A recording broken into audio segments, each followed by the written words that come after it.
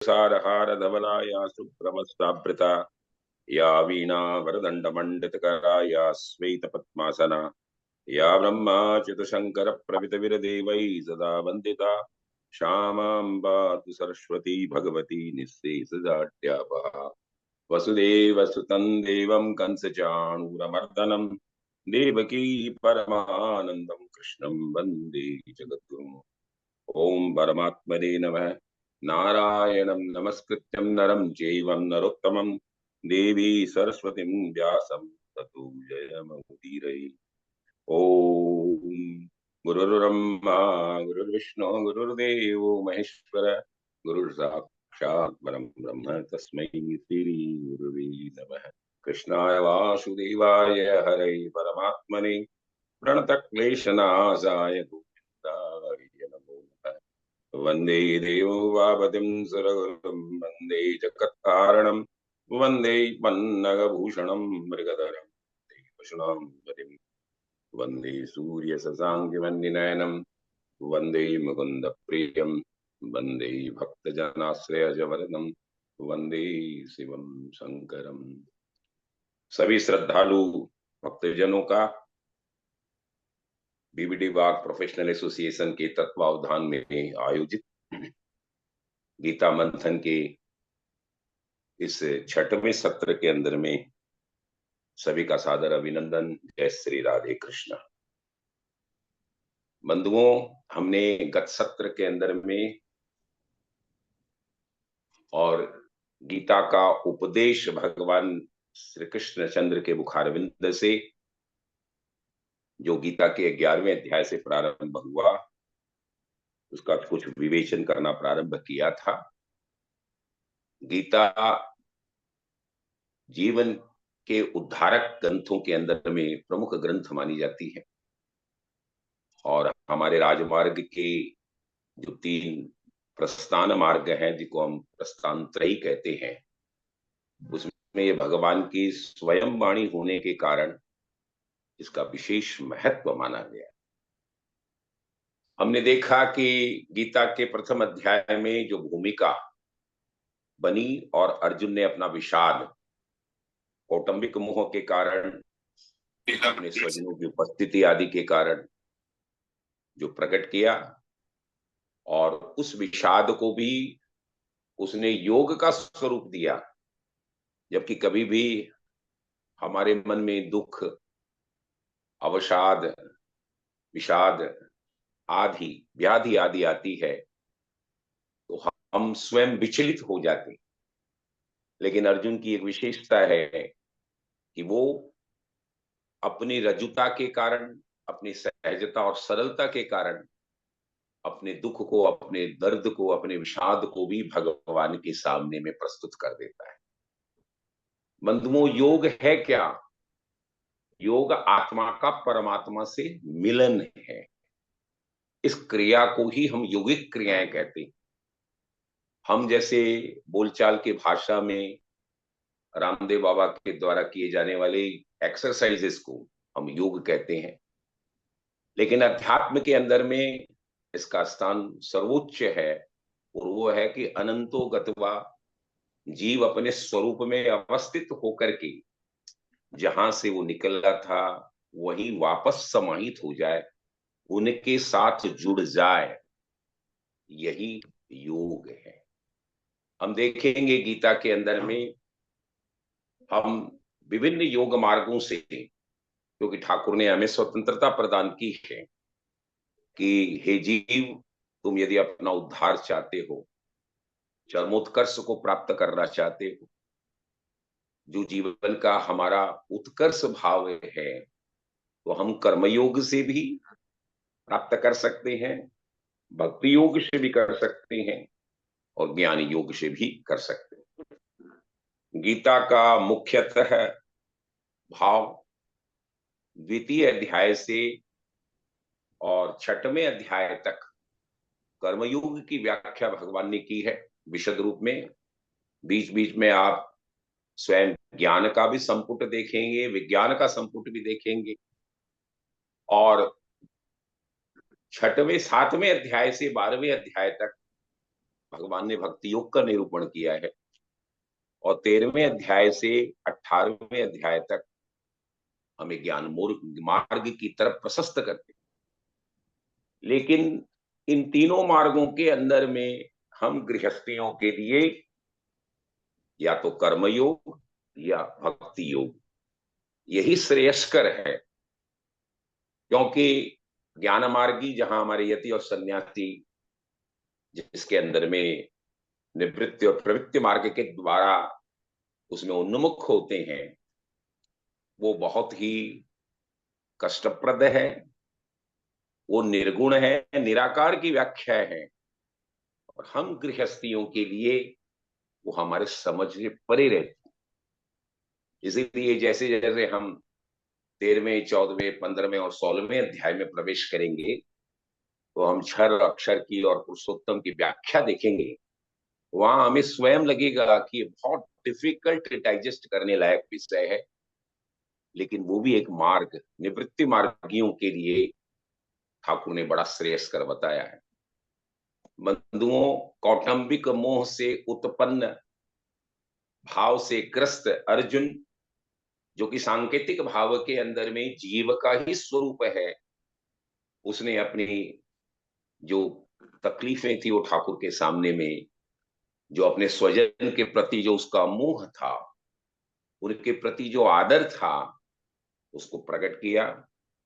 जहां स्वयं गीता का गीतोपदेश तो प्रारंभ है हमारे विभिन्न आचार्यों के द्वारा, गीता के दूसरे अध्याय के 7वें श्लोक से प्रारंभ माना गया है, जहां स्वयं अर्जुन विभिन्न दलीलों के माध्यम से पंडिताई वाली बखारी कर बातें बताने के बाद में जब वो प्रपन्नता की तरफ भगवान की शरणागति के प्रति उन्मुख होता है, तब ही भगवान का गीतोपदेश प्रारंभ होता है। और भगवान का गीतोपदेश 11वें श्लोक से प्रारंभ है, जहां भगवान आत्म तत्व का विवेचन करते हुए हमें नित्य और अनित्य, देह और देही, क्षर और अक्षर की व्याख्या का प्रभाव हमें बताते। बंधुओं, विभिन्न आचार्यों का ये मत है, जिसमें विशेष रूप से हमारे भक्ति मार्ग के आचार्य रामानुजाचार्य, रामानंदाचार्य, वैष्णवाचार्य, जिसमें हमारे निम्बार्क एवं पुष्टि मार्गीय श्रीनाथ जी संप्रदाय को जो मानने वाले वल्लभाचार्य संप्रदाय है, वो गीता के गीतोपदेश का प्रारंभ 7वें श्लोक से ही मानते। और गीता के हम कई श्लोकों को ऐसे देखेंगे जिसमें सबसे प्रमुख श्लोकों के अंदर में 7वां श्लोक माना जाता है। कार्पण्य दोषो पहत स्वभाव है पृच्छामिताम धर्म समूढ़ चेता यस्त्रेहम स्यादिशितम ब्रूहि तन्मे शिष्यते हम सादिमाम त्वाम प्रपन्नम।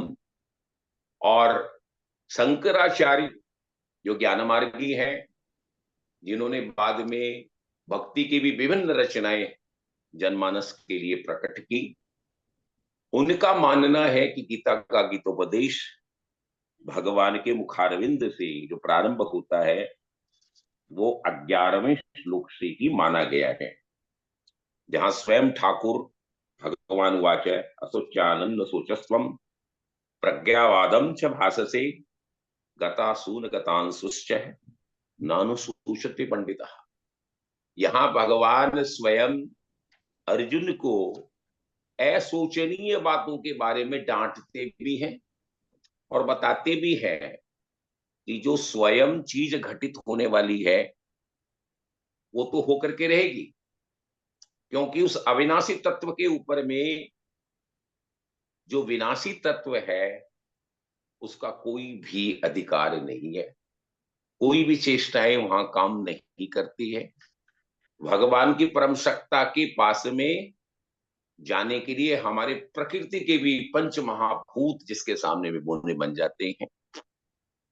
उसके लिए भगवान ये बोलते हैं कि तुम जो असोचनीय बातों के बारे में जो कल्पना कर रहा है, जो पंडिताई वाली बखारियां कर रहा है, वो तुम्हें शोभा नहीं देती, क्योंकि जो स्वयं घटने वाला है वो तो घटेगा ही, उसको तुम रोक नहीं सकते। क्योंकि स्वयं गीता के प्रथम अध्याय में अपने स्वजनों के प्रति मोह के कारण अर्जुन ये भाव प्रकट करना चाहता है कि हे ठाकुर, ये मेरे गुरुजन हैं, मेरे श्रेष्ठजन हैं, मेरे कुटुंब के लोग हैं, मैं इनके सामने में कैसे प्रमाण चला सकता हूं, कैसे इनको आघात कर सकता हूं। स्वयं यहां अर्जुन अपने कर्म से च्युत हुआ है। यहां पर आगे हम देखेंगे कि भगवान 11वें अध्याय से 11वें श्लोक से 30वें श्लोक तक देह और देही की जो भाव है उसका विशद वर्णन दृष्टांतों के माध्यम से भी जीव के सामने में प्रकट करते हैं।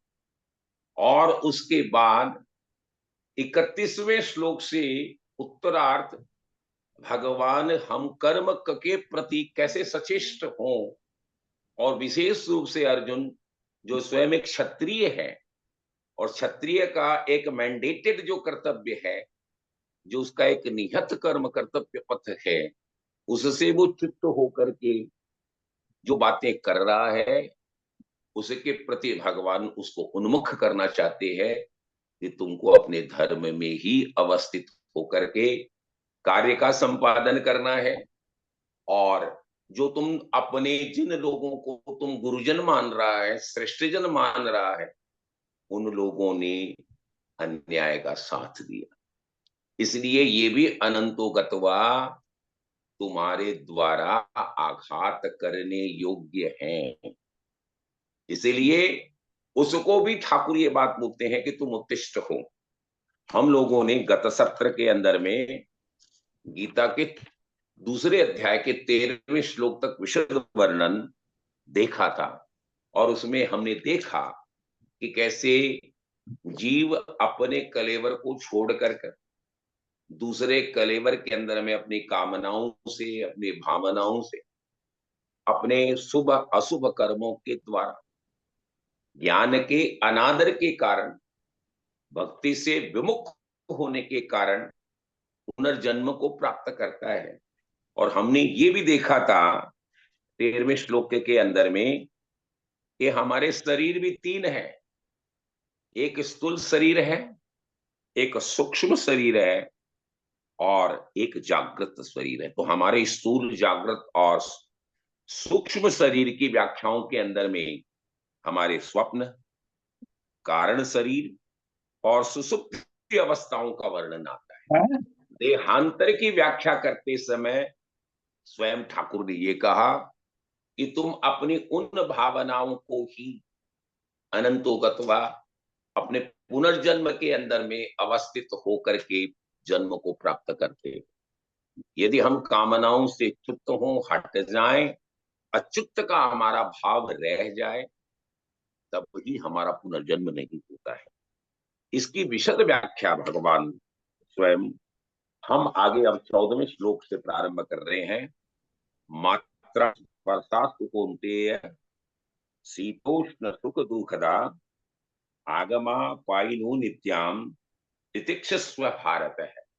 और ठाकुर यहाँ ये कहते हैं कि जो ये इंद्रिय के विषय हैं, जिसको हम जड़ पदार्थ कहते हैं, वे तो अनुकूलता और प्रतिकूलता, शीत शब्द अनुकूलता का है, जैसे हम जाड़े के अंदर में हमें मौसम बहुत अनुकूल लगता है, बहुत अच्छा लगता है, इसलिए यहां पर भी ठाकुर ने शब्द प्रयोग किया शीत, अनुकूल। और उष्ण मतलब गर्मी, जैसे हमारा टेम्परेचर बढ़ेगा 38, 40, 42, 45 का टेम्परेचर नैसर्गिक भाव से आएगा, तब हम उष्ण को प्रतिकूल भाव मानते हैं। तो भाव ठाकुर का ये है कि सुख में और दुख में ये दोनों ही जड़ पदार्थ तुमको प्रदान करने, और ये आने और जाने वाले हैं, इसलिए ये नित्य नहीं है, ये अनित्य है, ये विनाशील है, ये कंटीन्यूअस इनका क्षरण हो रहा है लगातार। इसलिए तुम इनको क्या करो अर्जुन, तुम इसको सहन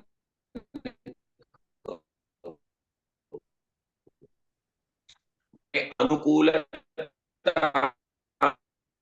प्रतिकूल, शीत में और उष्ण में, दोनों भावों के अंदर में जो तुम भाव है उसको तुम सहन करो, माने उसमें तुम समत हो। शरीर आदि मात्र प्राकृतिक पदार्थों को अनित्य, विनाशी और परिवर्तनशील बताने के लिए भगवान ने यहाँ मात्रा स्पर्श का शब्द प्रयोग किया है। क्योंकि मात्रा स्पर्श का प्रयोग किया है कि हमारी पंच मात्राएं हैं जिससे हमारा हमेशा संसर्ग रहता है, शब्द, रस, गंध आदि। तो इनसे ये जड़ ही भाव माने गए जिनके साथ हम, जैसे मात्रा शब्द का प्रयोग यदि हम मैथमेटिक्स में करें तो ये आता है माप और तोल। हम उसको क्वांटिफिकेशंस करते हैं, कितना केजी, कितना मिलीलीटर, कितना लीटर आदि। तो ये मात्रा स्पर्श की बात जो है, जिनसे ज्ञान होता है, और उस ज्ञान के साधनों को, उसमें कौन कौन है, उसमें इंद्रियां हैं, उसमें अंतःकरण है, उसका भी काम मात्राओं के अंदर में है। क्योंकि मात्रा अर्थात इस इंद्रियां और अंतःकरण से जिनका हमेशा संयोग होता है, जिसका हम अनुभव करते हैं, उन्हीं को हम स्पर्श कहते हैं।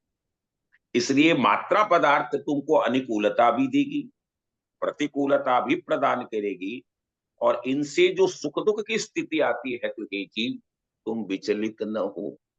You should try to be indifferent. तुम स्थित प्रज्ञ स्वरूप के अंदर में स्थित हो। मनुष्य के साथ में जब हम संबंध बना लेते हैं तो उस संबंध की व्याख्या के कारण ही हमको अनुकूलता और प्रतिकूलता की भावनाओं का भाव हमारे अंदर में आता है। अब आप देखिए कि मात्रा पदार्थ आदि तो ये अंत होने वाले हैं, क्योंकि जड़ पदार्थों का अपना कोई अस्तित्व नहीं है, इनकी कोई सत्ता नहीं है। इनकी सत्ता भी चैतन्य तत्व के माध्यम से। यदि वो चैतन्य तत्व, हम जब पानी बोल रहे हैं, चल रहे हैं, फिर रहे हैं, पशु पक्षी दौड़ रहे हैं, वनस्पतियों, उद्भिज में, इनके अंदर में भी हम भावों को देखते हैं, तो जब तक उसमें चैतन्य तत्व रहता है तब की उसकी सत्ता है, अदरवाइज उसकी अपनी आप की कोई सत्ता नहीं है। इसलिए इंद्रिया और अंतःकरण ये हमेशा परिवर्तनशील है, क्षरण की तरफ, विनाश की तरफ जा रही है। इसके प्रति तुमको प्रतिक्षण परिवर्तन होने वाले भाव को सहना सही, क्योंकि अनुकूलता में हम बहुत ज्यादा सुखी हों, प्रतिकूलता में हम बहुत ज्यादा दुखी हों, तो हम हमारे कर्तव्य से च्युत हो जाते हैं।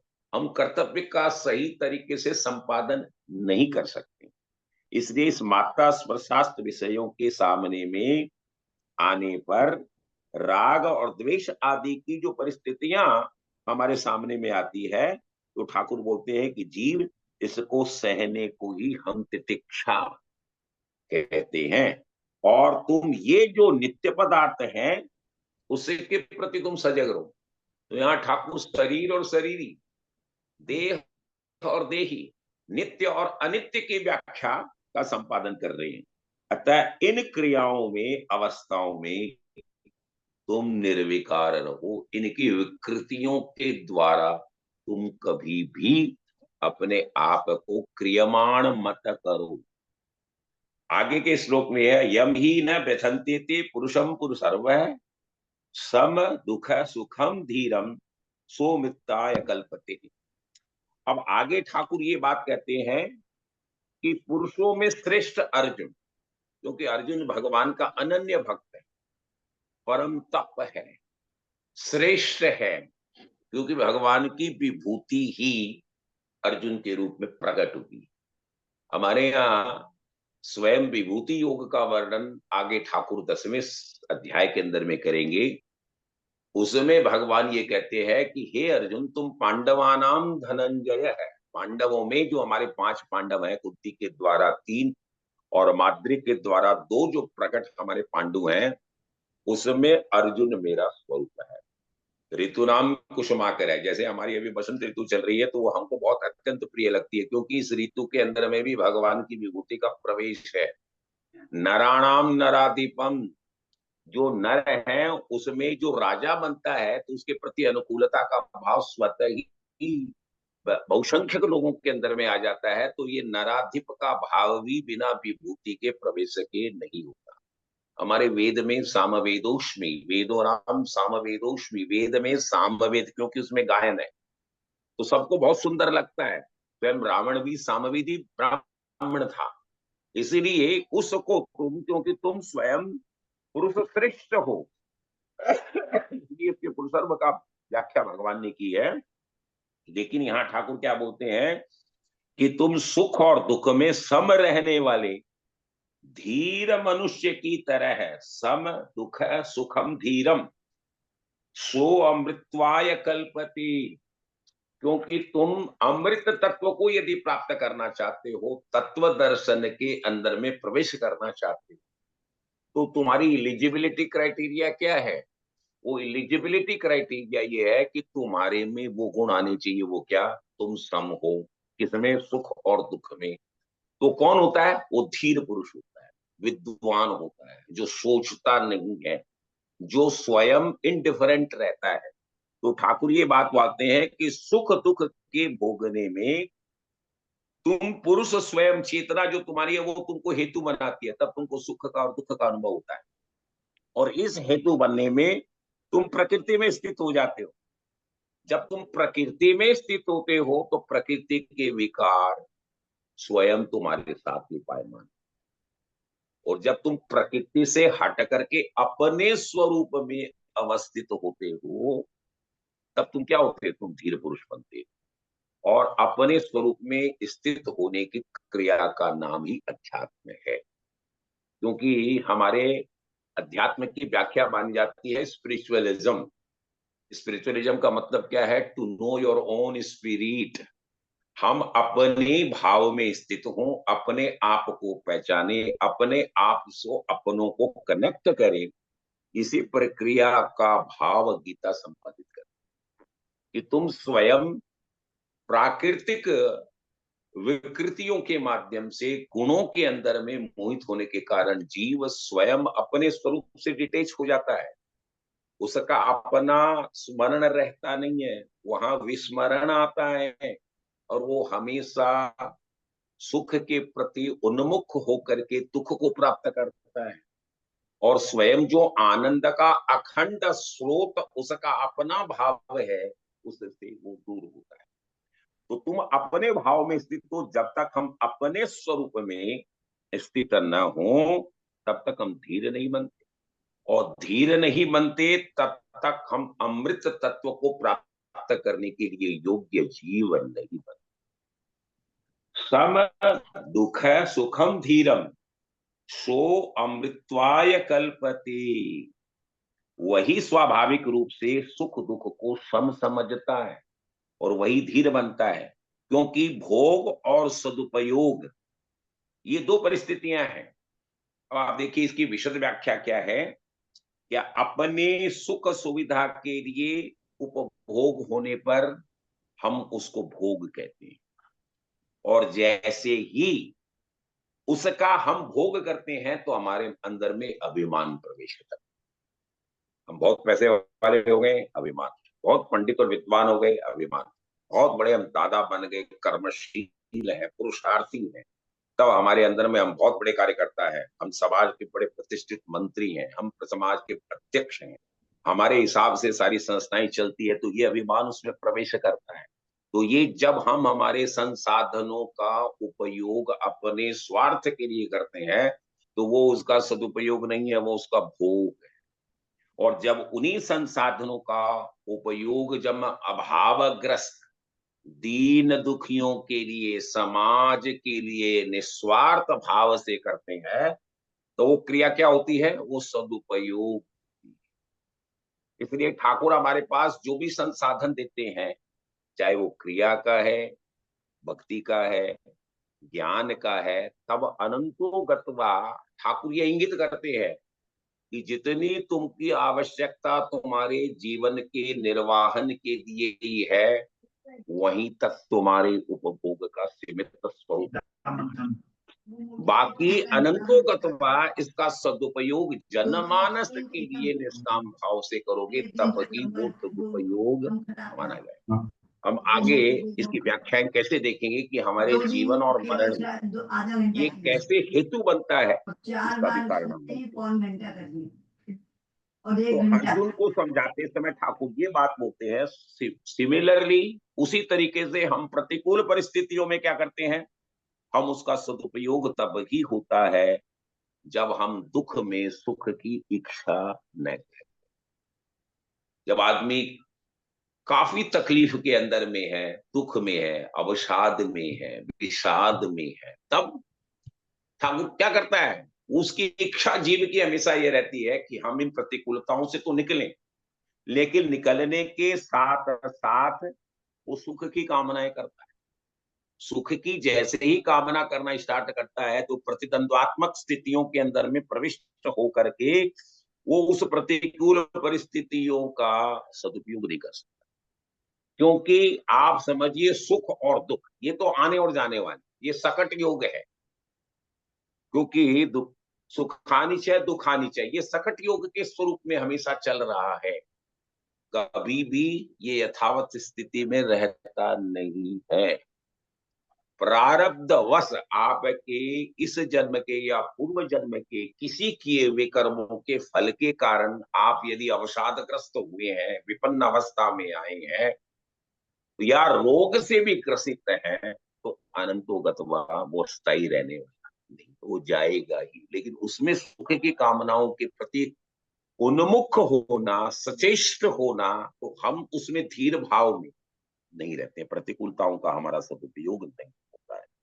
तो दुख में भी प्रसन्नता पूर्वक उनको सहना, क्योंकि ठाकुर यहाँ हम कहते हैं कि तितिक्षा का भाव तुम्हारे पास होना चाहिए। शीत में और उष्ण में, अनुकूलता और प्रतिकूलता में जीव को हमेशा समभाव रहने की क्रिया को संपादन करना चाहिए। तभी अब आप जैसे कि कैसे कहते हैं, प्रतिकूल परिस्थितियों के अंदर में जैसे कोई एक डायबिटिक पेशेंट, उसको आप मीठा खिलाइए, उसको बहुत सुंदर लगे, लेकिन जैसे उसको करेले का जूस दीजिए, एक रोगी है उसको कड़वी दवा दीजिए, तो वो दुख की अवस्था है, उसका वो रोगग्रस्त है, वो अभावग्रस्त है, वो विषादग्रस्त है। उस समय उसका उपयोग ही उसका सदुपयोग माना जाता है, क्योंकि वो रोगी के लिए जो स्वयं ज्वर के अंदर में कुंठित है और डॉक्टर उसको कोई कड़वी दवाई देता है, वैद्य जी कोई कड़ी दवा देता है, तो ये उस तितिक्षा का भाव, सहन करने का भाव उसके अंदर में जीव में तब आता है, तभी वो दुख से अलग होने की प्रक्रियाओं के प्रति उन्मुख होता है। यदि हम सुख और दुख में सम नहीं रहते हैं तो हम अमृत तत्व के प्रति हमारी यथार्थता, पात्रता आती नहीं है, मुक्ति के पात्र ही नहीं बनते हैं। ठाकुर बोलते हैं कि जो समत्व में जो भाव रखता है, क्योंकि गीता का अनंतो गत्वा आप भाव देखेंगे विभिन्न अध्यायों के माध्यम से, तो निचोड़ में यही भाव आता है क्या, कि तुम सम रहो। जब तक समत्व योग उच्यते, क्योंकि योग की असली व्याख्या ही समत्व भाव में अवस्थित रहने की जीव की प्रक्रिया का नाम ही योग है। तो ये पुनर्जन्म निश्चित है, क्योंकि तुम यदि नहीं रहोगे तो क्या होगा, तुम्हारा पुनर्जन्म। तुम यदि जिस कामनाओं को लेकर के चलोगे, दुखी भाव से भी जीव अपने शरीर को छोड़ेगा, तो अनंतो गत्वा उसका पुनर्जन्म भी उसी भाव में आता है। क्योंकि श्रीमद् भागवत के अंदर में आता है कि जिन कामनाओं को लेकर के जीव अपने कलेवर को अंतिम समय में छोड़ता है, जैसे जड़ भरत ऋषि का आख्यान भागवत में आता है कि उनकी कामना एक छोटे से मृग बच्चे छोने के प्रति आ गई। वो गंगा में जा रहे हैं तर्पण करने के लिए और सामने देखे कि एक मृगी का बालक किसी सिंह के दहाड़ के कारण गर्भ से गिर गया, और उस छोने मृग के बच्चे को, जो कि पानी के अंदर में तैरते हुआ छटपटा रहा था, ऋषि का अपना भाव कल्याणात्मक भाव रहता है, क्योंकि वो स्वयं नोमेडिक नारायण है, परिवारजक नारायण का जो स्वरूप संत के अंदर में है, उन्होंने उस मृग छोने को अपने आश्रम में लिया। दुलार करने लगे, प्यार करने लगे, उसमें उनकी ममता जागृत हो गई और इस तरीके से उनके प्रतिदिन के स्वाध्याय के कर्म के अंदर में विघ्न पैदा हुआ। धीरे धीरे उनकी ममता उस मृग बालक पर ज्यादा हुई और अंतिम समय में जीवन के कलेवर को छोड़ते समय उनको भी मृग योनि ही प्राप्त हुई। तो ये बात ये है कि हम यदि दुख में और सुख में, अनुकूलता में, प्रतिकूलता में, उष्ण में, शीत में समभाव न रखें तो हम मुक्ति के पात्र बनते नहीं है और मुक्ति के पात्र नहीं बनेंगे तो जातस्य ही ध्रुव मृत्यु ध्रुव जन्म मृतस्य च की भावना से हम पुनर्जन्म पुनर्मरणम ये भाव आता रहेगा। इसीलिए इसका सदुपयोग करना ही हमारे सुख और दुख का अनित्य भाव माना जा सकता है। अनंतो गत्वा वो क्षरण भाव।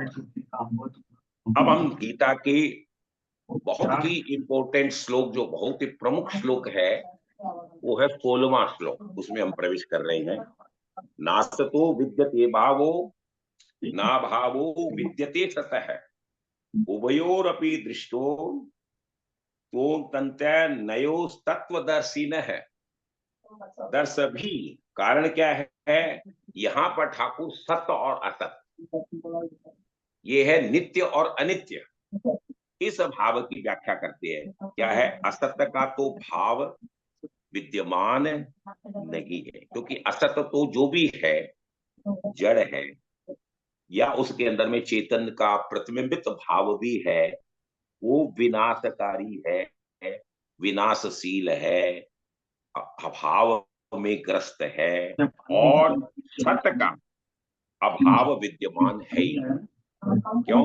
नाथ तो विद्यते भावो ना भावो विद्यते सतः उभयोरपि, इन दोनों भावों से ऊपर में जो उसके निचोड़ को, उसके अंत को जो देख लेता है वही तत्वदर्शी है, वही तत्वदर्शी माना जा सकता है। देखिए, शरीर जन्म के पहले भी नहीं था क्या, अभी नहीं है क्या, आगे नहीं रहेगा क्या? तो क्या मतलब, इसका मतलब क्या है? प्रतिबिंबित भाव है कि जो तुम्हारा जन्म हुआ है उसका मरण भी निश्चित है। जातस्य ही ध्रुवौ मृत्यु ध्रुवौ जन्म मृतस्य च। क्योंकि तुम्हारी जो जीवन यात्रा चल रही है वो कंटिन्यूअसली क्षरण भाव के अंदर में है, कंटिन्यूअसली घट रही है, हट रही है।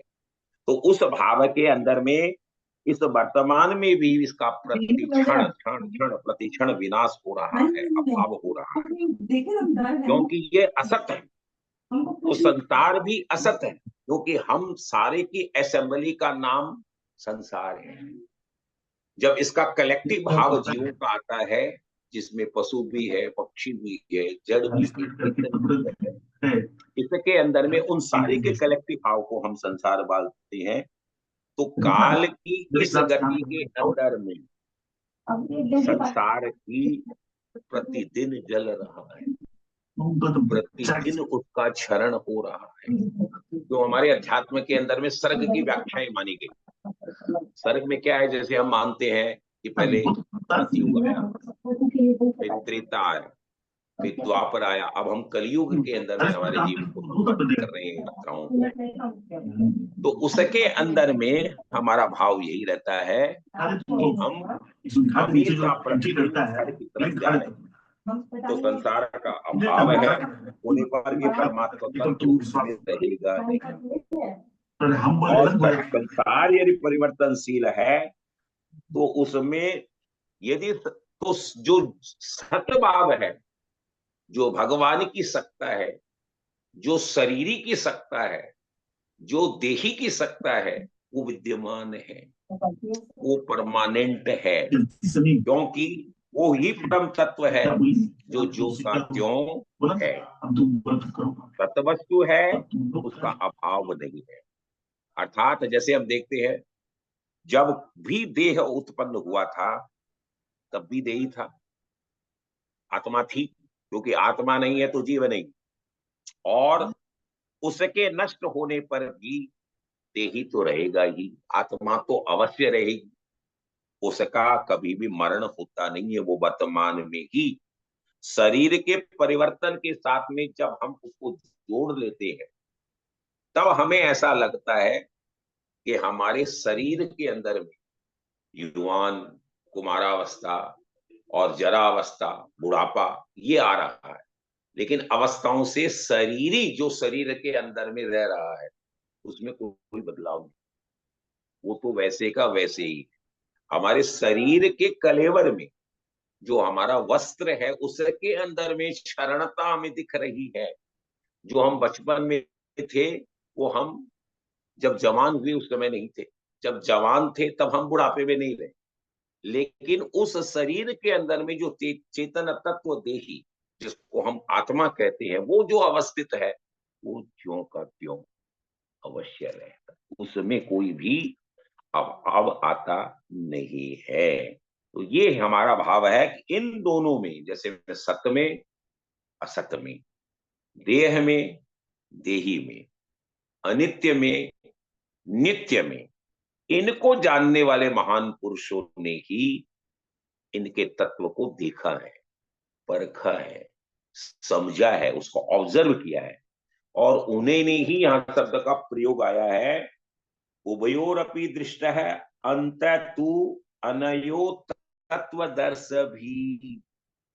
उनके अंत को, इसके अंत को, नित्य अनित्य के, देह देही के, जीव आत्मा के, इनके भाव का जो निचोड़, अंत मतलब निचोड़, उपसंहारात्मक, जब हम कोई भी देख लिखते हैं तो उसका निचोड़ क्या आता है? उपसंहार। What is the final analysis? तो वो जो निचोड़ है, उसके लिए शब्द का प्रयोग भगवान ठाकुर ने यहाँ किया, अंत। तो इन दोनों द्वंद्वात्मक स्थितियां हैं जो सत्य और असत्य की, उनके अंत को, उनके निचोड़ को, उनके तत्व को जो जान पाया है, वही तत्वदर्शी है। इसीलिए पंडित है, धीर पुरुष है, तत्वदर्शी है, वो विवेकी होते हैं। और हे अर्जुन, जैसे तुम कौटुंबिक मोह के कारण अपने स्वजनों, गुरुजनों आदि को देखते हुए अपने कर्म से च्युत हो रहे हो, अपने कर्म का जो क्षत्रिय होने का कर्म तुम्हारा है, अन्याय को प्रतिकारात्मक भाव से खड़े होने का भाव है, उससे जो तुम च्युत हो रहे हो, उसको मैं उन्मुख करना चाहता हूं। तुम जो शोचनीय बातें कर रहे हो, वह सोचनीय है ही नहीं, उसके लिए तुम्हें शोक करने की आवश्यकता नहीं है, क्योंकि इनका तो मरण निश्चित है। जिनका जन्म हुआ है उनकी मृत्यु निश्चित है। तुम चाहोगे भी तो भी इसके मृत्यु को रोक नहीं सकोगे, क्योंकि गीता को हम जैसे आगे आगे बढ़ेंगे तो 11वें अध्याय में ठाकुर ने साफ कहा है कि हे अर्जुन, तुम क्या देख रहे हो? ये कर्ण है, जयद्रथ है, कर्ण, द्रोणाचार्य, भीष्म, ये सब तुम मेरे विराट स्वरूप के अंदर में देखो। मई वेता नियता पूर्वमेव है, इन सबों को मैं पहले ही मार चुका हूं, ये मरे हुए हैं। निमित्त मात्रम भव सभ्य साचिन। हे अर्जुन, हे गांडीवधारी, हे लेफ्ट हैंडर आर्चर, तुम स्वयं खड़े होकर के इनको मारो, युद्ध में प्रवृत्त हो, तुम्हारी कर्म चेष्टाओं का संपादन, जो तुम्हारा मैंडेटेड कर्तव्य है, उसका पालन करो। मैं तो तुमको निमित्त बना रहा हूं। I want to give this glory. मैं तुम्हें ये फेम, ये कीर्ति देना चाहता हूं। निमित्त मात्रम भव सभ्य साचिन। सिचुएशन ये है कि इसलिए तुम जो शोक कर रहे हो, वो शोक करने लायक किसी जीव के लिए है ही नहीं। 17वें अध्याय में हम प्रवेश करते हैं, वहां पुनः ठाकुर इसकी विशद व्याख्याएं करते हैं। देखिए, जड़ और चेतन की, नित्य और अनित्य की, देह और देही की, जीव और आत्मा की विशद व्याख्याएं भगवान ने विभिन्न उदाहरणों के माध्यम से दी है। ये 30वें श्लोक तक अविनाशी तत्व की व्याख्या भगवान ने गीता के दूसरे अध्याय में की है। दूसरा अध्याय बहुत ही प्रमुख अध्याय है, और भगवान के उपदेश की जो प्राइमरी स्टेज है, जिसको हम कह सकते हैं भूमिका, वो भगवान ने गीता के दूसरे अध्याय में दी है। और फिर उसका एम्प्लीफिकेशन हम तृतीय, चतुर्थ, पंचम और षष्टम के अंदर में कर्म की विशद व्याख्या कर्म योग की हम देखेंगे। अविनाशी तु तद्विदिन येन सर्वमिदं ततम विनाशम अव्ययास्य न कश्चित कर्तुमर्हसि, क्योंकि तुम ये स्वयं मानो कि अविनाशी है, उसको तू जान, क्योंकि जिससे ये संपूर्ण संसार व्याप्त है। कौन अविनाशी तत्व है? ठाकुर। कौन अविनाशी तत्व है? परम सत्ता। कौन अविनाशी तत्व है? आत्म तत्व, जिसकी सार्वभौमिकता, सुपरवेनिंग पॉसिबिलिटी जिसको हम बोलते हैं, जिस सार्वभौम सत्ता को तू पहचान, क्योंकि ये अव्यय है, सर्वव्यापी है। इस अविनाशी का विनाश कोई भी नहीं कर सकता। तुम चाहते हो कि तुम इसका विनाश कर सकोगे? नहीं, वहां तक तुम्हारी पहुंच ही नहीं है। अविनाशी तो तत्विदिन ये न सर्वमिदम ततम, क्योंकि ये नाश रहित है। इसको तू जान, ये संपूर्ण जगत में व्याप्त है, और इस अविनाशी का विनाश करने में कोई भी सक्षम नहीं है। ये शरीर, ये आत्मा अव्यय है, अविनाशी है। इस अविनाशी का कोई भी विनाश नहीं कर सकता। और परंतु शरीर विनाशी है, जिसके लिए तुम स्वयं व्यथा कर रहे हो, चिंता कर रहे हो, सोच कर रहे हो, जिसके लिए कौटुंबिक मोह के कारण तुम विषाद व्यक्त कर रहे हो, वो शरीर तो अनित्य है, विनाशी है, की तरफ उन्मुख हो रही है। इसलिए इसके प्रति तुम्हारे विचार करने की आवश्यकता नहीं है। 18वें अध्याय में ठाकुर फिर उसकी विशद व्याख्या करते हैं। अंतवंत इमे देहा नित्य युक्ता शरीरिण अनासीनो अप्रमेयस्य तस्माद युद्धस्व भारत है। क्योंकि ये अविनाशी है, अप्रमेय है, नित्य है, इस रहने वाले शरीरी को, आत्मा को, के पर ये देह अंत वाले कहे जाते हैं। क्यों? कि इनका कोई अंत है ही नहीं। इसलिए हे अर्जुन, तुम इसके लिए शोक कर रहे हो। तुम स्वयं खड़े हो, युद्धस्व, युद्ध करो, अपने कर्तव्य का संपादन करो। क्योंकि जो जिनको तुम गुरुजन, श्रेष्ठ जन, कुटुंबी मान रहे हो, इन्होंने अन्याय का साथ दिया था। जब पांचाली का चीरहरण हुआ था, भीष्म कहाँ थे? ये द्रोणाचार्य कहाँ थे? ये तुम्हारे कृपाचार्य कहाँ थे? ये स्वयं तुम जिनको अपने भाई और कुटुंब आदि कहते हो, वो कहाँ थे? तो यदि उन्होंने अन्याय का साथ दिया, तो अनंतो गत्वा, ये भले ही उम्र में बड़े हो, भले ही तुमने इसे शिक्षा प्राप्त किया हो, तुम्हारे गुरुजन हो स्वयं द्रोणाचार्य, ये भी मारने योग्य है। तुम स्वयं खड़े होकर के छात्र कर्म का संपादन करो। तो भगवान अर्जुन के लिए आज्ञा देते हैं कि सत्य और असत्य को, देह और देही को, नित्य और अनित्य को तुम ठीक ठीक समझ करके युद्ध करो। और तो तुम्हारा जो प्राप्त कर्तव्य है, जो मैंडेटेड तुम्हारी ड्यूटी है, उसका पालन करो। शरीर तो अनंतो गत्वा, अंत होने वाला है, और शरीरी का कोई अंत है ही नहीं, ये अविनाशी है। इसलिए ये शोक करने योग्य नहीं है। 19वें अध्याय के श्लोक में भी ठाकुर ये कहते हैं, यैनम वेति हंतारम यश्चेनम मन्यते हतम उभो तो न विजानी तो नायम हंति न हन्यते। ठाकुर फिर कहते हैं कि तुम जो मानता है कि मैं शरीर को मार दूंगा, तुम मार ही नहीं सकोगे, क्योंकि इसके अंदर में जो देही है वो तो अबध्य है, उसको कोई मार ही नहीं सकता। तो जो जीव इस अविनाशी शरीर को मारने वाला और मरने वाला मानता है, और जो मनुष्य इसको मारा और मारा मारा जाने वाला मानता है, वे दोनों ही नहीं जानते, वो दोनों ही मूर्ख हैं, वो ज्ञानी नहीं है। उनको इस विषय का कोई जानकारी नहीं है, क्योंकि यह न तो मरता है और न यह मारा जाता है। यह इनम वेति हंतारम, तुम सोचते हो कि इनके द्वारा कोई मारा जाएगा ना। यश्चेनम मन्यते हतम, तुम बोलता है दूसरे को मारता है, वो भी नहीं।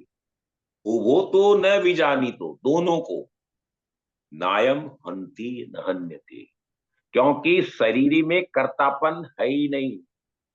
अब बताइए, चेतन तत्व क्या कार्य करता है क्या? आत्मा क्या कार्य संपादन करती है क्या? नहीं।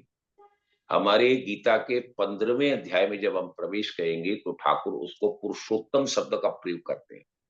और पुरुषोत्तम शब्द की व्याख्या ये है कि वो भगवान स्वयं ठाकुर है, वो स्वयं अध्यक्ष हैं। He is only an observer, वो केवल दृष्टा है, वो डूअर नहीं है। इसलिए स्वयं आत्म तत्व जो है वो शरीरी कभी कर्तापन का भाव उसमें है ही नहीं।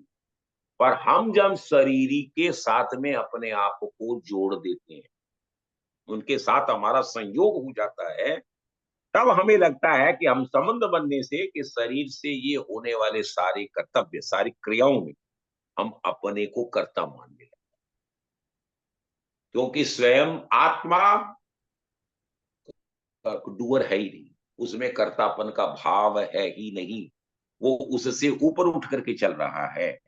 यानी सभी क्रियाओं में अपने का कर्तापन का भाव तब आता है जब शरीर शरीरी के साथ में अपने संबंध को जोड़ता है, और अनंतोगत्वा उसका संबंध इतना मोहग्रस्त हो जाता है अनंतोगत्वा कि वो शरीरी को भूल जाता है और शरीर के साथ ही हमेशा लिपायमान रहता है। जब इस, जो मैंने कहा प्रिमिटिव स्टेज के अंदर में भी, कि जब तक हम अपने आप में अवस्थित नहीं होंगे, अपने भाव में नहीं आएंगे, अपने आप को हम पहचानेंगे नहीं, अपने आप से हम कनेक्ट न होंगे, तब तक हम जीव के द्वारा प्रकृति की बनाई हुई इस प्रापंचिक माया के अंदर में हमेशा घूमते रहेंगे। तो इस शरीर के साथ अपना संबंध न जोड़ें, और क्योंकि क्रिया का, शरीर का कोई कर्तापन है ही नहीं, और नाश जो होने वाला है वो शरीर का है, शरीर का नाश होने वाला है ही नहीं, नष्ट होने वाला नहीं। इस शरीर के लिए तुम शोक करता भी क्यों है? क्योंकि न तो ये मारता है, न इसके द्वारा कोई मारा जाता है, ये अविनाशी है। अब देखिए ठाकुर और डिटेल इसकी व्याख्या करते समय 20वें श्लोक में क्या बोलते हैं? न जायते म्रियते वा कदाचित नायम भूत्वा भविता वानुभूयः अजो नित्य शाश्वतोयम पुराणो न हन्यते हन्यमाने शरीरे। ठाकुर क्या बोलते हैं आत्म तत्व के लिए, शरीर के लिए? न जायते, जन्म नहीं है, म्रियते, उसका मरण नहीं है, वा कदाचित नायम भूत्वा, न उसकी भूति भाव है, उसकी सख्ता नहीं है, और अजो नित्यम, अज है, ये हमेशा सबसे पुरातन है, इसका कभी जन्म ही नहीं हुआ, अज है ये, जिसका जन्म न हो उसको अज कहा जाता है। नित्य है, ये हमेशा नित्य है, अनित्य नहीं है, ये विनाशी नहीं है, अविनाशी है।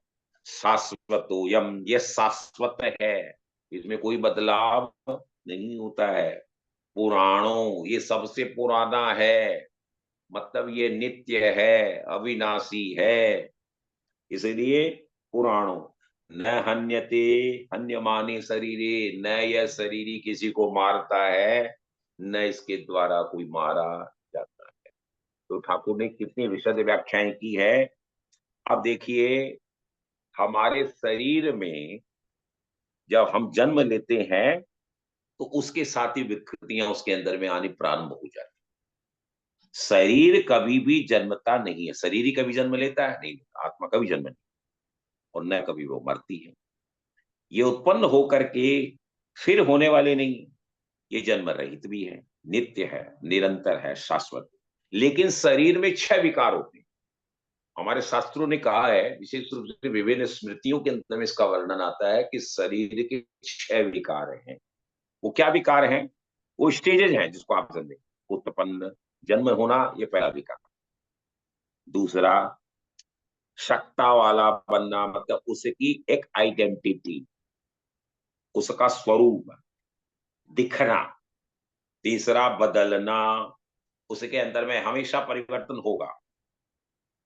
बढ़ना, उसके अंदर में भाव बढ़ेंगे। छोटा बालक है वो और बड़ा होगा, युवान में उससे बड़ा हो, उससे बढ़ना, फिर बढ़ने के बाद घटना, उसके अंदर में क्षरण होगा।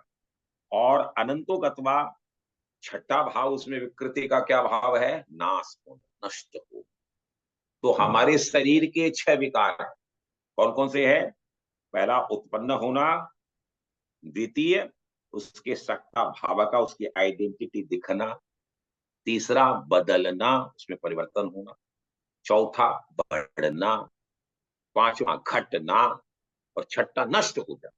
अनंतो गत्वा, जो जन्म लिया, आप देखिए जन्म से उसकी यात्रा प्रारंभ होती है और नष्ट तक उसकी इतिश्री है। अथ का भाव जन्म से है और नष्ट के अंदर में मरण में उसका भाव इति का है, अथ इति। इसमें 6 विकार है। ये 6 विकार हमारे आत्मा के साथ में, शरीरी के साथ में, देही के साथ में है ही नहीं। इसलिए भगवान कहते भी हैं क्या, हम गीता के 15वें अध्याय में जब जाएंगे तब वहां भगवान साफ कहते हैं क्या, ममे वांसो जीवलोके जीव भूत सनातन है। ये ठाकुर की वाणी है। वहां ठाकुर पुरुषोत्तम योग की व्याख्या, विशद व्याख्या करती है, जो ज्ञान युग का मार्गियों का पूर्ण रूपेण स्पष्ट भाव ठाकुर ने दिया है कि ममे वांसो जीवलोके जीव भूत सनातन है। तो ये जो तुमको अलग अलग स्वरूप दिख रहे हैं, इसमें सब में मेरा ही अंश समाहित है। क्योंकि जब तक मैं बोल रहा हूं तो मेरे में चैतन्य तत्व ठाकुर का, भगवती राधा रानी का दिया हुआ है, तब ही मैं बोल पा रहा हूं। जैसे ही वो चैतन्य तत्व यहां से लुप्त हुआ, राम नाम सत्य है। तो क्या करते हैं कि हर जीव में अमेवांशो हो, वो मेरा ही अंश है। और तब क्या भाव है कि जब मेरा अंश उसके अंदर में समाहित है तो वो सनातन है, वो सतचित आनंद है, उसके अंदर में कोई विकार नहीं। विकार जो तुमको विकृतियां दिख रही है, वो तुम्हारे शरीर की है, शरीर की नहीं। तो इस नित्य तत्व की सत्ता ही स्वयं सिद्ध है। ये ओमनी प्रेजेंट है, हर जगह सर्वव्यापक तुमको दिखेगी। और निर्विकार है, उसमें विकार नहीं। क्योंकि हमने देह की 6 व्याख्याएं देखी, उसका भाव देखे, उसकी विकृतियों को हमने समझा। ये विकार हमें कभी भी आत्मा में नहीं दिखते हैं, क्योंकि उसका न तो प्रारंभ है और न इसका अंत है। ये जन्म रहित है, ये नित्य है, निरंतर है, शाश्वत है, इसमें कोई परिवर्तन होता ही नहीं है। ये तत्व जो है ये पुराण है, अनादि है। पुराण शब्द की व्याख्या हमारे अध्यात्म में कहा है कि अनादि है। जिसका हम कोई भाव देखना चाहे तो हम उसका जो प्रारंभ है उसको हम कभी समझ, जैसे आज सनातन धर्म के प्रति लोग कहते हैं कि सनातन धर्म कब पैदा हुआ। आज हम धर्म के अंदर में इस्लाम के लिए, क्रिश्चियनिटी के लिए कह सकते हैं, ज्यूरिस्टियंस के लिए कह सकते हैं, लेकिन हमारे सनातन धर्म है वो सनातन। उसको कोई भी कितने लाख है, कितने करोड़ वर्ष पहले हुआ होगा, केवल हम उसकी अनुभूति कर सकते हैं।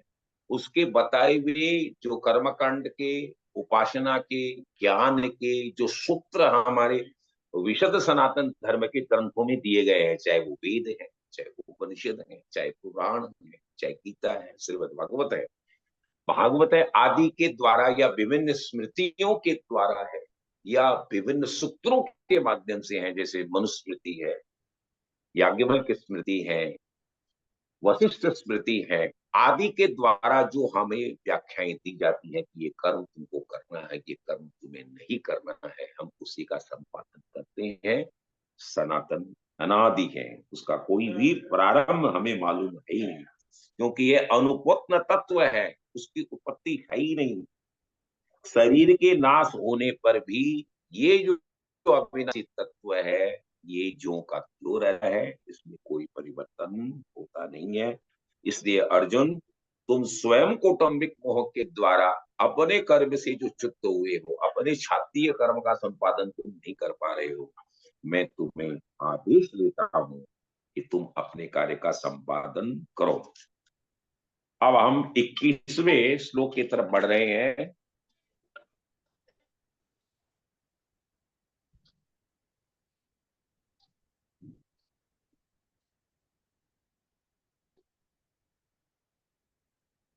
21वें श्लोक में वेदा विनाशिनम नित्यम य एनज मद्भव्ययम कथम स पुरुषम पार्थम किम घातयति हंतिकम। क्योंकि तुम अर्जुन जो ये मानते हो कि मैं ऐसा करूंगा वैसा करूंगा, वो कुछ भी नहीं होने वाला है। क्यों?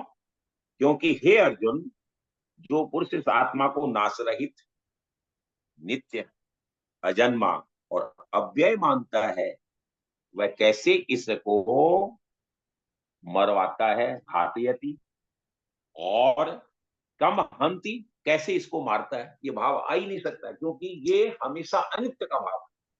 हम ठाकुर एक दृष्टांत देते हैं, क्योंकि हो सकता है हमारा आदमी इस तत्व को समझने के अंदर में उत्कृष्ट मासों को हम डाइजेस्ट न कर सके, इसलिए ठाकुर एक दृष्टांत के माध्यम से आत्म तत्व का विवेचन 22वें श्लोक के अंदर होता है।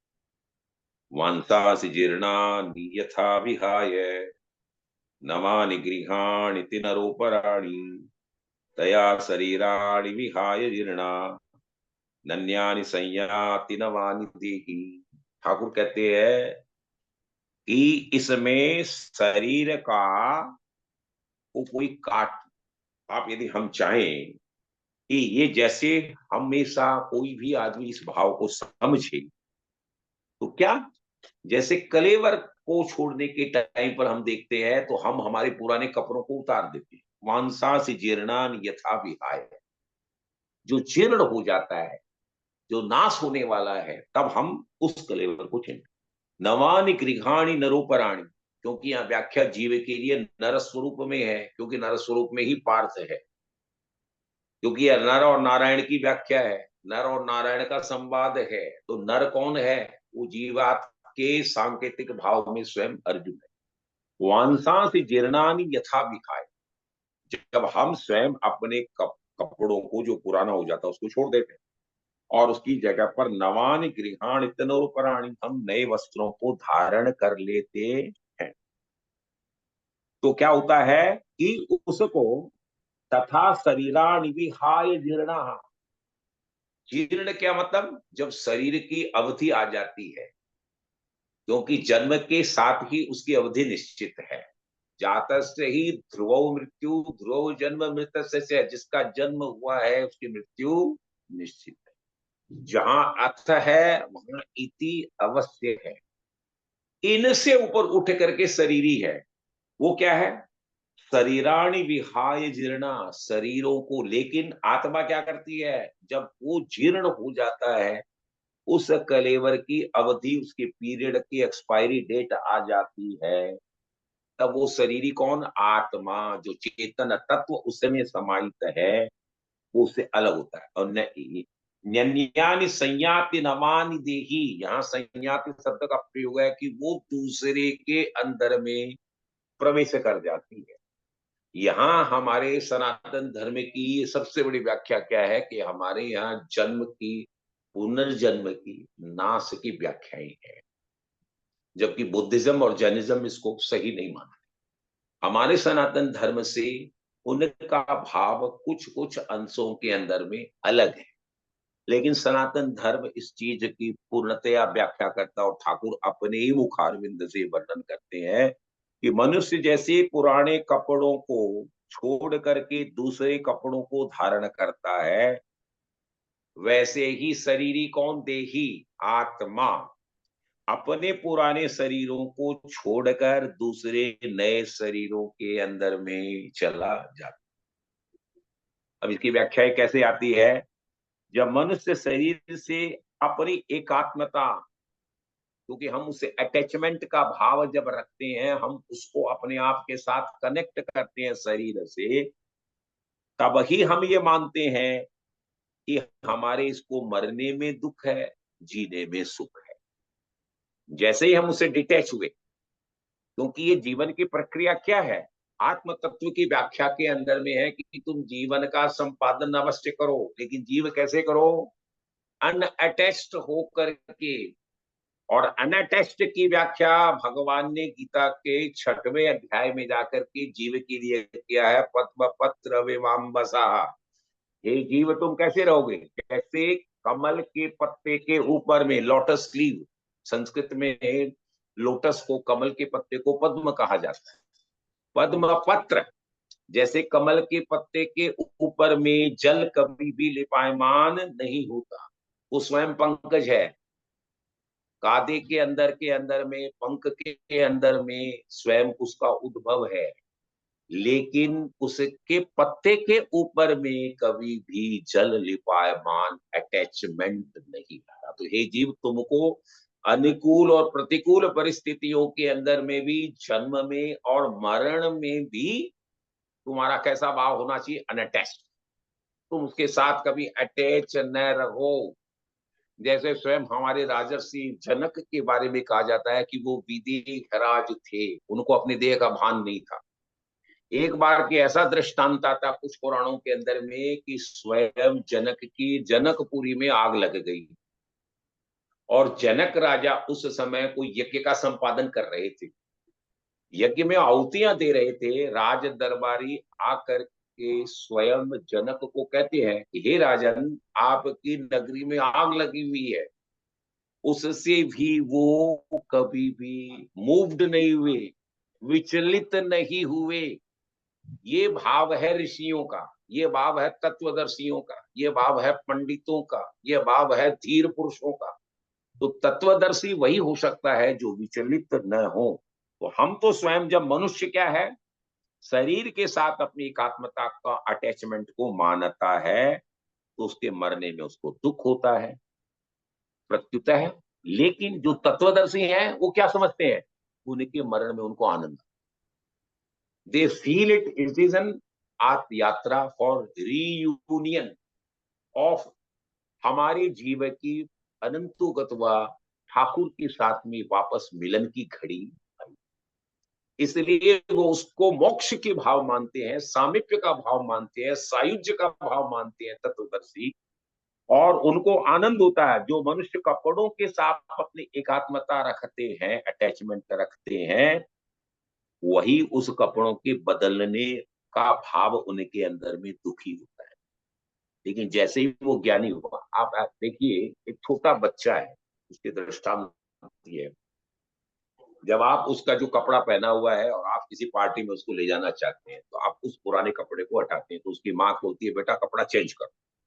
4 साल का बाल, तो पुराने कपड़े को निकालते हैं तो वो रोने लग जाता है, बोला नहीं मम्मी मैं तो यही कपड़ा पहनू।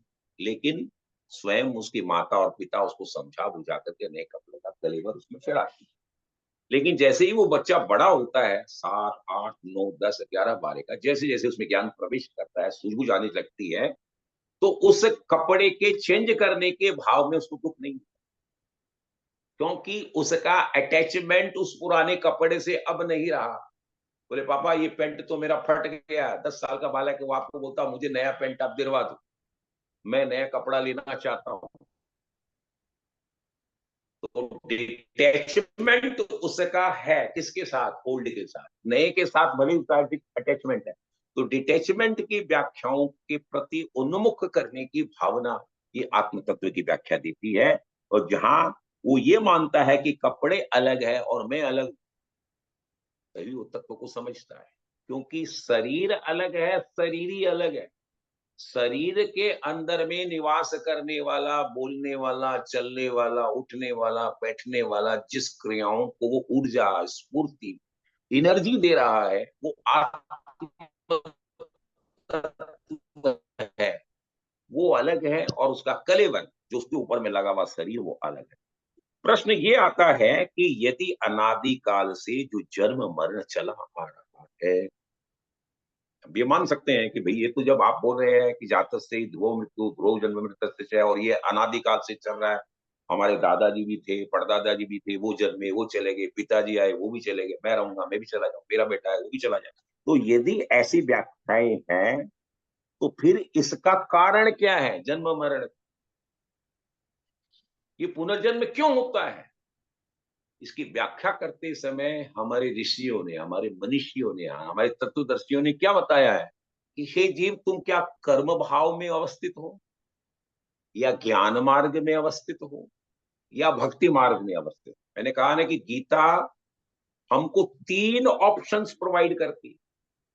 ठाकुर जी ने हमें चॉइसेस दी है कि तुम अपने आत्मा के उद्धार का यदि मार्ग अवलंबन करना चाहते हो, तुम कर्मयोग से कर सकते हो, तुम भक्ति योग से कर सकते हो, तुम ज्ञान मार्ग के द्वारा भी कर सकते हो। तो कारण क्या है कि कर्मों के प्रति जो दृष्टि है, उसमें शुभ और अशुभ कर्मों का फल भोगने की चेष्टा यदि जीव में रहती है, तो आपका जन्म पुनर्जन्म निश्चित है।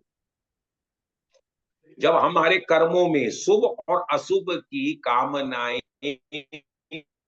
यदि है, तो उन कामनाओं की भोगने की हमारे कामना है, इच्छा है, तो आपका पुनर्जन्म निश्चित है। और इसी तरह से ज्ञान की दृष्टि से कैसे?